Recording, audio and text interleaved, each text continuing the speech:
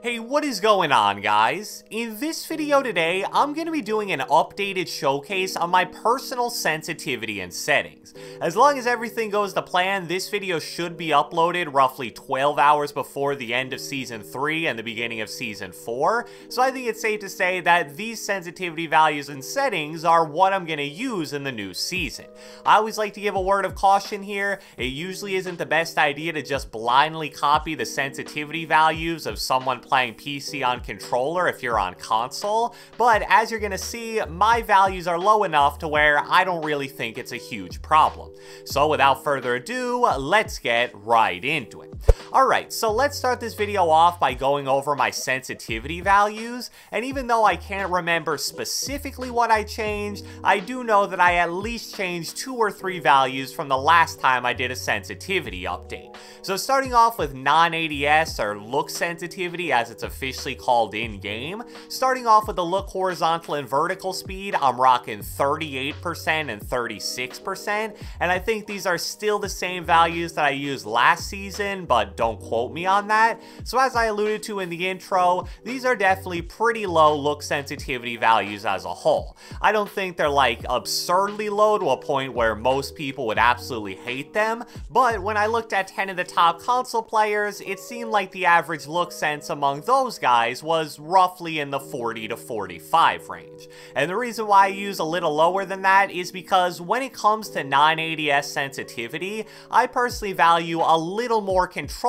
that the lower sensitivity gives me.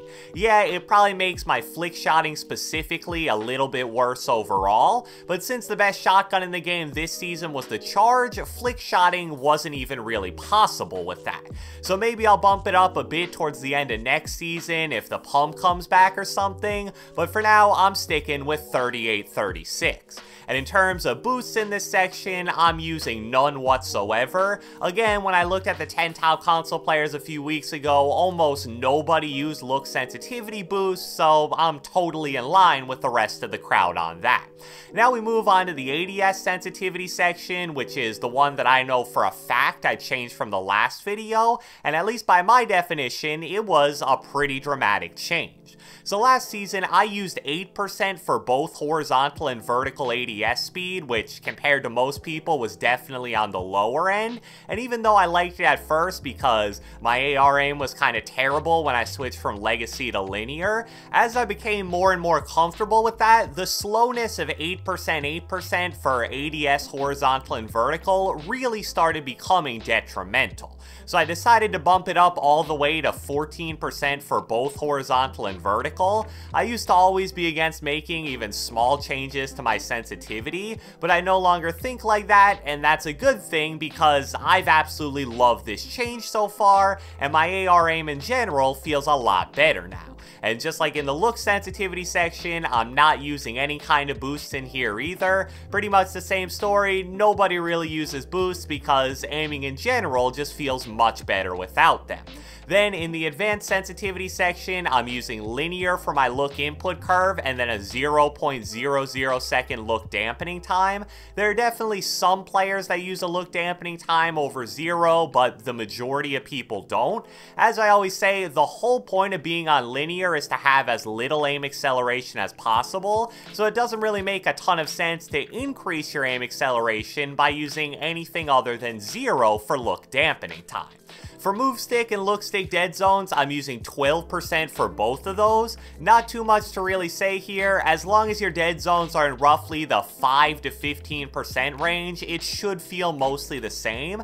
And my general philosophy for dead zones is you kind of want to go as low as possible, but at the same time not too low to where you get stick drift when you're trying to aim and move. That value is going to be different for everybody, so definitely test different values out, and for me, it's 12%, 12%. The next section I want to cover is foot controller, and this is another thing that I changed from last season. After Legacy got removed, I turned foot controller off because I basically thought it was useless. But then when I looked at a lot of other top console and controller players, I was really surprised to see that a lot of them were still using it. So about 2 to 3 weeks ago, I decided to turn it back on and give it another try, and even though it did feel kinda weird at first, I actually do believe that it makes your aim slightly smoother.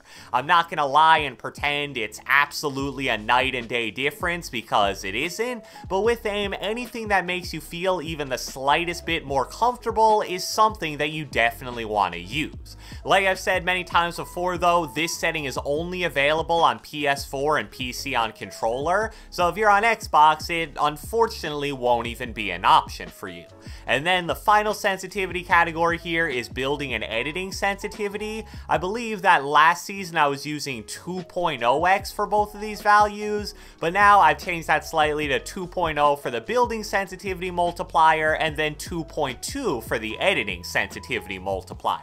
Not super high, but also not super low. I think these are pretty standard values when you consider the fact that my look sensitivity is definitely on the lower side. Now let's move on to my settings, even though unlike with sensitivity, I don't really think I've changed a single setting in the last few months. However, starting with graphics settings, if I did change something, it was probably this. I believe I was using some kind of colorblind last season, but now I have it off, even though I actually change that pretty frequently depending on however the graphics look in a given season. Then I have brightness at 105, and you obviously want to have motion blur turned off. Then in the movement section, I have toggle sprint off, sprint by default on, sprint cancels reloading off, and then auto open doors on. However, except for sprint by default, which I think you should definitely have on, most of those are basically just preference. In the combat section, really the only important one here that not everybody uses is hold to swap pickup. I mainly like having this on because it allows me to quickly pick up guns without rearranging my inventory at the very beginning of games.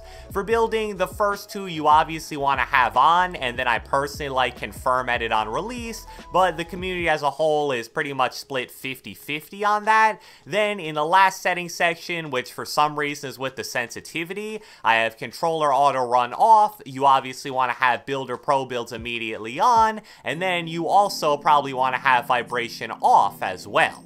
Finally, I'll just quickly show my binds to wrap this up, even though I haven't changed them at all in a while. In the first section, I edit with left stick, jump with A, but that's bound to my single paddle that I have on my controller, and I pull out my pickaxe by pressing Y.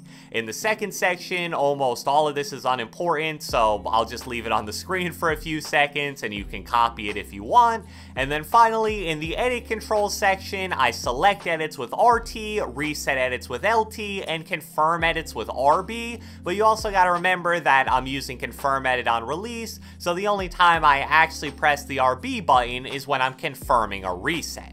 So I hope you guys enjoyed this video, and if you watched the entire thing, be sure to let me know with a comment down in the comment section below.